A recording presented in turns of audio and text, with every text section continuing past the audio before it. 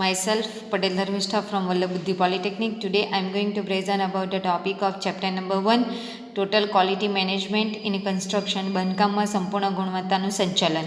બરાબર, જેમાં ફર્સ્ટ આપણે જોયું છે કે TQM ડેફિનેશન. બરાબર, TQM ડેફિનેશનમાં તમને TQMની ડેફિનેશન આપી છે, પછીની થિયરી જોઈ છે કે કોન્સેપ્ટ ઓફ ક્વોલિટી કંટ્રોલ, અને ત્યાર પછી આપણે એમ ઓફ TQM જોયું છે. બરાબર, જેમાં વેરી મોસ્ટ IMP છે કે TQM ડેફિનેશન એક્ઝામમાં પૂછાય છે.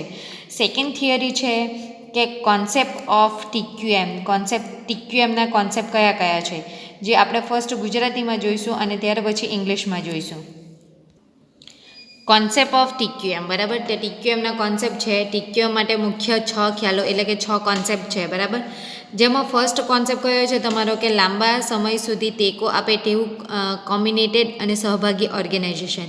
એટલે ફર્સ્ટ તમને કીધું છે કે લાંબા સમય સુધી તકે તેવું આપણે ઓર્ગેનાઇઝેશન નક્કી કરવાનું છે. બરાબર, તે ફર્સ્ટ આપેલું છે, જેમાં ગુજરાતીમાં કહેવાશે કે ગુણવત્તા પ્રોગ્રામમાં મેનેજમેન્ટ સંપૂર્ણપણે ભાગીદારી હોવું જોઈએ. આપણે કોઈ બી પ્રોગ્રામ હોય તો તેમાં શું મેનેજમેન્ટ એ વેરી મોસ્ટ ઇમ્પોર્ટન્ટ છે. બરાબર, કોઈ બી વસ્તુ કોઈ બી જગ્યા ઉપર કામ કરવા માટે મેનેજમેન્ટ એ સૌથી વધારે ભાગીદાર છે. ઓર્ગેનાઇઝેશનમાં ક્વોલિટી કાઉન્સિલિંગની રચના કરવી જોઈએ, જે ક્લિયર વર્ઝન તૈયાર કરે. બરાબર, કોઈ બી જગ્યા પર કાઉન્સિલિંગ આપણે તૈયાર કરીએ કે જેથી આપણને ક્લિયર વસ્તુ કહેવામાં આવે, લાંબા ગાળાના ધ્યેયને સ્થાપિત કરે અને ગુણવત્તા પ્રોગ્રામમાં દિશા સૂચક કરે. બરાબર, આપણે કોઈ બી વસ્તુને લાંબા ગાળા સુધીનું સ્થાપિત કરી શકીએ તેવું કરવામાં આવે છે. પછી આપણને બીજું કે પ્રોગ્રામ કયો કરવાનો છે તે આપણને એકચ્યુઅલી એ લોકો દિશા બતાવે છે.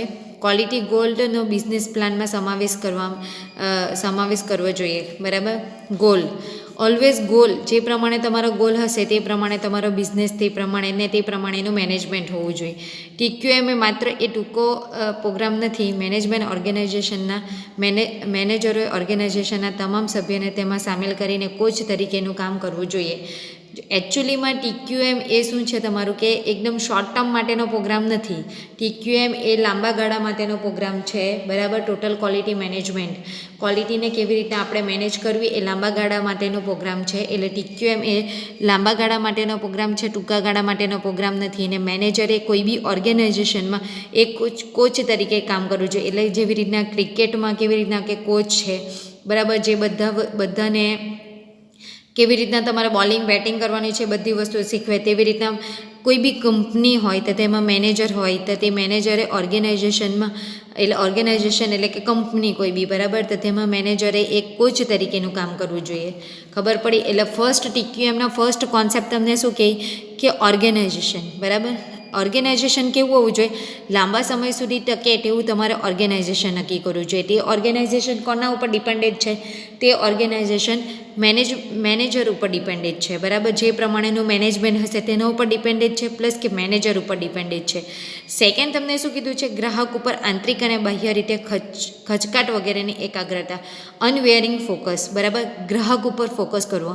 ગ્રાહક ઉપર ફોકસ કરવો એટલે શું કે કોઈ પણ TQM પ્રોગ્રામની સફળતાની ચાવી એ ગ્રાહક ઉપર ધ્યાન કેન્દ્રિત કરવાનું છે. સૌપ્રથમ આંતરિક ગ્રાહકોને સંતોષવાનો પ્રયત્ન કરવો જોઈએ. બરાબર, TQM પ્રોગ્રામ ક્યારે સફળ થાય કે જ્યારે ગ્રાહકને સેટિસ્ફેક્શન મળે. બરાબર, એટલે કે કોઈ બી આપણે ગ્રાહક છે. બરાબર, તો તેને બધી રીતે સેટિસ્ફેક્શન મળવું જોઈએ. તે માટે ગ્રાહકની શું કરવાની કે કોઈ બી કમ્પ્લેન હોય તો તે સાંભળવાની અને તે પ્રમાણે તમારે શું કરવાની, ડિઝાઇનમાં ફેરફાર લાવીને પ્રોડક્ટમાં સુધારો કરવા.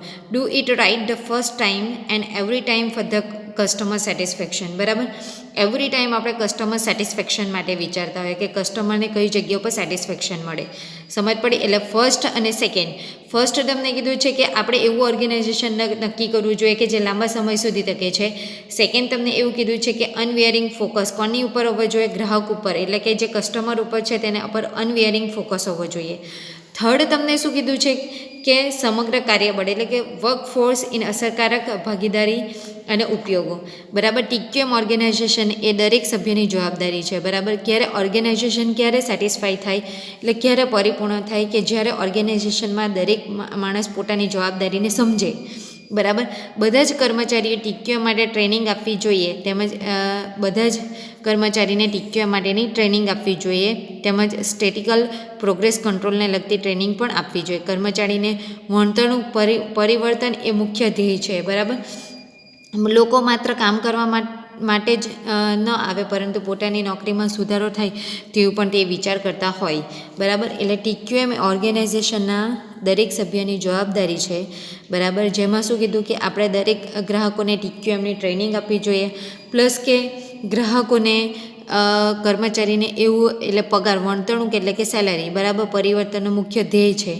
એટલે કર્મચારીનો પગાર એ સૌથી મોટો ધ્યેય છે. લોકો માત્ર કામ કરવા માટે જ નહીં આવે, પણ પોતાની નોકરીમાં સુધાર આવે એટલા માટે પણ આવે, બરાબર. એટલે થર્ડ પોઈન્ટ તમને કીધું છે કે વર્કફોર્સ, બરાબર.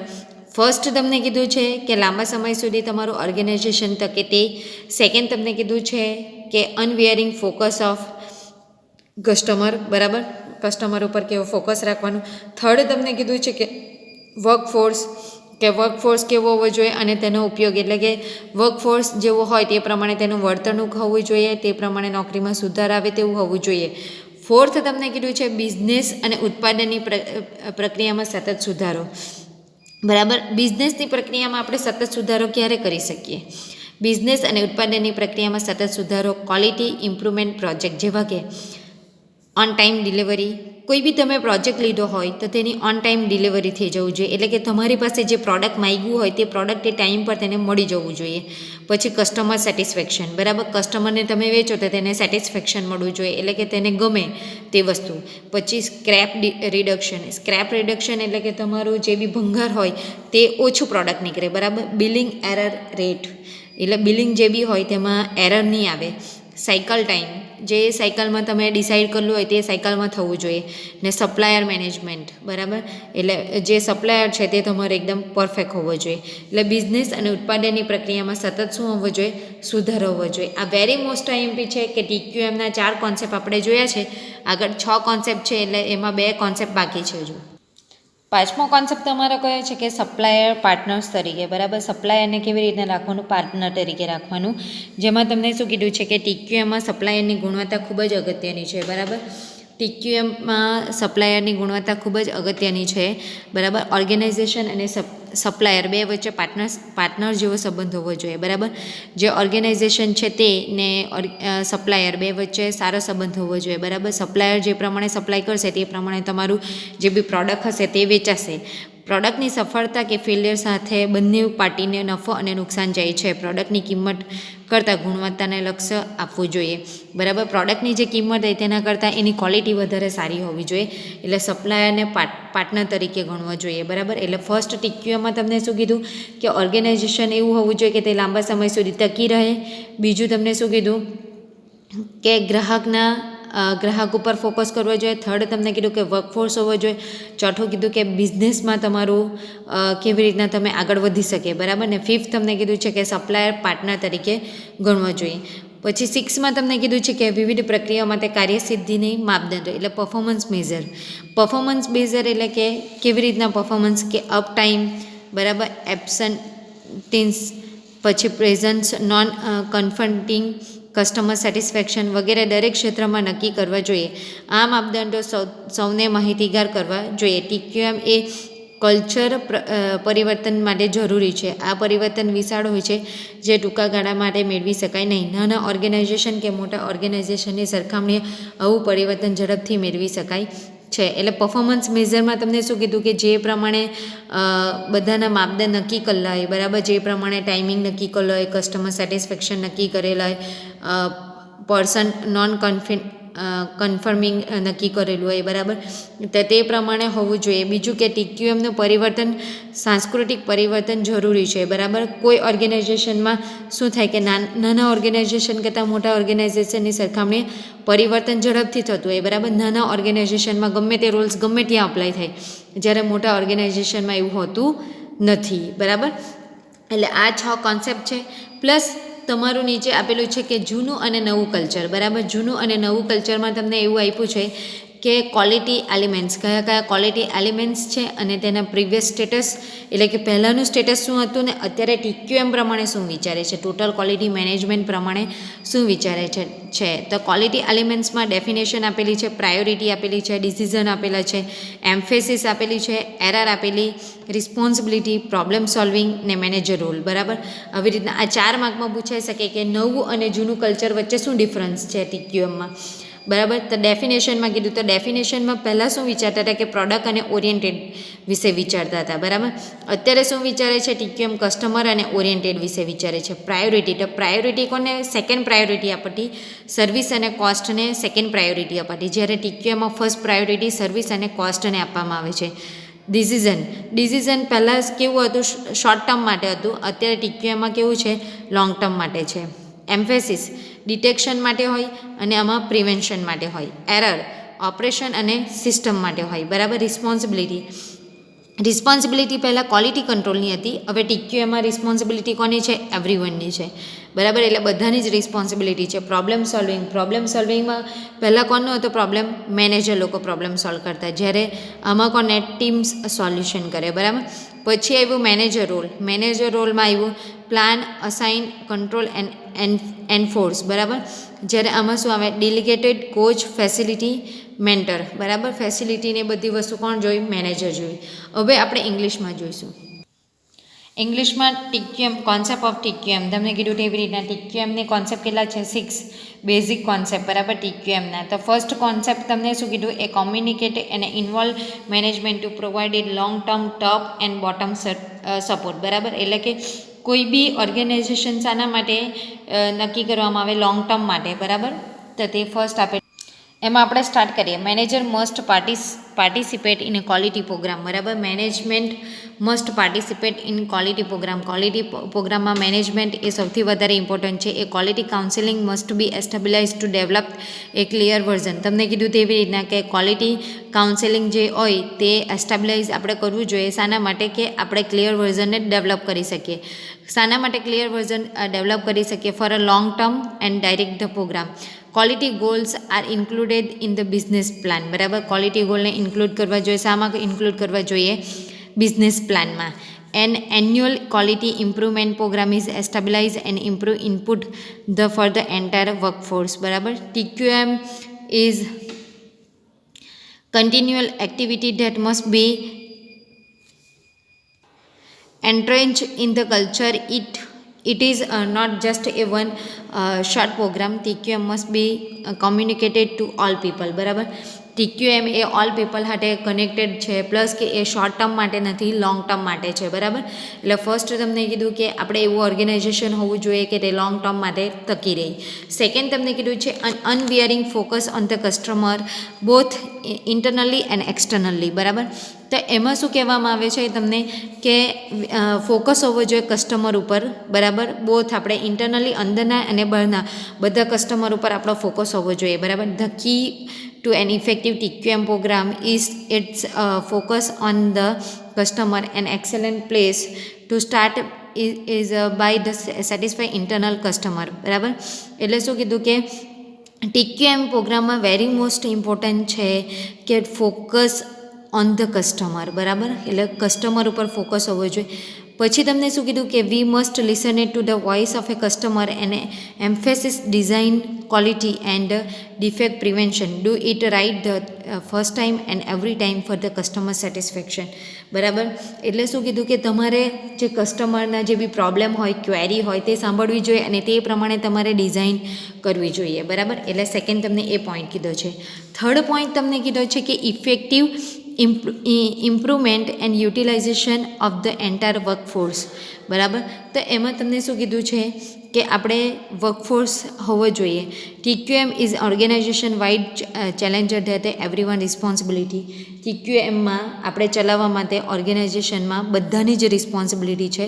All person must be trained in TQM, satisfy process control and other appropriate quality improvement skilled so they can effectively participate on the project team. બરાબર. બધા જ પર્સનને TQMનો કોન્સેપ્ટ ક્લિયર કરવો જોઈએ તમારે. બરાબર. અને તેનું નોલેજ પણ આપવું જોઈએ. બરાબર. તો જ માણસો એકદમ વર્કફોર્સ લગાવી શકે. બરાબર. Those affected by the plan must be involve in its development and implementation. They understand the process better than anyone else. People must come to work not only do their job but also to think about how to improve their job. બરાબર. માણસો એટલા માટે જ કામ નહીં કરતા હોય કે કામ કરવા પૂરતું જ કામ નહીં કરતા હોય, પણ પોતાના જોબમાં કેવી રીતના ઇમ્પ્રુવમેન્ટ લાવી શકે એટલા માટે પણ જોબ કરતા હોય, બરાબર. People must be empowered at the latest possible level to the perform process in an optimum manners, બરાબર. એટલે થર્ડ પોઈન્ટ તમને કીધો છે, ફર્સ્ટ પોઈન્ટ કીધું કે ઓર્ગેનાઇઝેશન એ લોંગ ટર્મ માટે હોવું જોઈએ. સેકન્ડ પોઈન્ટ તમને કીધું કે અનવેરિંગ ફોકસ ઓન કસ્ટમર, બરાબર. થર્ડ તમને કીધું કે improvement and utilization of a entire workforce, બરાબર. ને ફોર્થ તમને કીધું છે કે continuously improvement of the business and product process, બરાબર. કન્ટિન્યુઅસલી ઇમ્પ્રુવમેન્ટ આપણે બિઝનેસમાં અને પ્રોડક્ટ પ્રોસેસમાં લાવી શકીએ. ક્યારે કે જ્યારે તમે એ ક્વોલિટીમાં કોઈ બી ક્વોલિટીમાં તમારે ઇમ્પ્રુવમેન્ટ લાવવું હોય તો તેના માટે છે કે કઈ વસ્તુ તમે બિઝનેસમાં ઇમ્પ્રૂવ લાવવા માટે કરી શકે. તો quality improvement project such as on time delivery, customer satisfaction, scrap satisfaction, billing error rate, cycle time and supplier management are good place to beginning, બરાબર. એટલે શું કહે કે કોઈ બી ક્વોલિટીમાં આપણે ઇમ્પ્રુવમેન્ટ ક્યારે લાવી શકીએ કે જ્યારે તેને ટાઈમ ટુ ટાઈમ આપણે શું કરી શકીએ, ડિલિવર કરી શકીએ, કસ્ટમરને સેટિસ્ફેક્શન કરી શકીએ, સ્ક્રેપ સેટિસ્ફેક્શન કરી શકીએ, બિલિંગ એરર રેટ એરર ઘટાડી શકીએ બિલિંગમાં, સાયકલ ટાઈમ જે પ્રમાણે ચાલતી છે તે પ્રમાણે ચાલુ રાખીએ, ને મેનેજર, સપ્લાયર મેનેજર, બરાબર. એટલી વસ્તુ ઉપર ડિપેન્ડેડ છે. ફિફ્થ પોઈન્ટ તમને કીધો છે કે તું supplier quality is important in TQM a partnership, creating supplier as a partner, બરાબર. એટલે સપ્લાયરને એઝ અ પાર્ટનર તરીકે રાખવાનું. The supplier quality is an important in TQM a partnering relationship rather than the adviser one must be developed, બરાબર. Both parties have as such as a gain or losses based on the success or failure of the product or services, બરાબર. એટલે પાર્ટનરનો organisation સાથેનો relation સારો હોવો જોઈએ, બરાબર. કેમ કે જો પાર્ટનરને પ્રોફિટ થાય તો ઓર્ગેનાઇઝેશનને બી પ્રોફિટ થાય.